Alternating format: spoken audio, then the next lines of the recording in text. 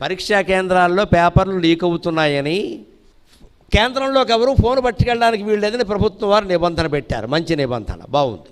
అన్ని కేంద్రాల్లో పరీక్ష సరిగ్గా జరుగుతుందో లేదో అని రాచకొండ కమిషనర్ చౌహాన్ గారు పరిశీలనకి వెళ్ళారు. ఓ కేంద్రానికి వెడితే అక్కడ ఒక లేడీ కానిస్టేబుల్ ఉంది. ఒక ఆవిడ లోపలికి వెళ్ళిపోతున్న ఆ అమ్మాయి ఆపి, సార్ మీ ఫోన్ ఇవ్వండి అని అడిగింది. ఆ అమ్మాయికి నమస్కారం, ఆ అమ్మాయికి నమస్కారం. మరి కేంద్రంలోకి సెల్ ఫోన్ వాడొద్దు అంటే కమిషనర్ గారు కూడా పట్టుకెళ్ళదు, ముఖ్యమంత్రి వచ్చినా పట్టుకెళ్ళద్దు, అంతే లెక్క. ఆ ఫోన్ ఆ అమ్మాయి చేతిలో పెట్టి మహానుభావుడు నిజంగా లోపలికి వెళ్ళాడు. వెళ్ళి ఓ పావుగంట చూసి వచ్చేస్తూ ఆ అమ్మాయిని మెచ్చుకుని, నువ్వు నా కూతురు లాంటి దానమ్మా, పండక్కి ఇస్తున్నా ఏమనుకోవద్దు అని 1000 రూపాయలు చేతిలో పెట్టాను.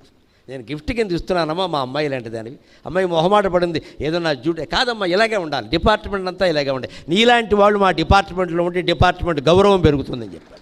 అక్కడే ప్రకటించాడు పత్రికల వాళ్ళు ఉండగా, త్వరలోనే ఈ అమ్మాయికి పోలీస్ డిపార్ట్మెంట్లో అవార్డు ఇవ్వబోతున్నామని. ఇది ఖచ్చితంగా ఉంది. ధర్మరక్షణ అంటే అంతే.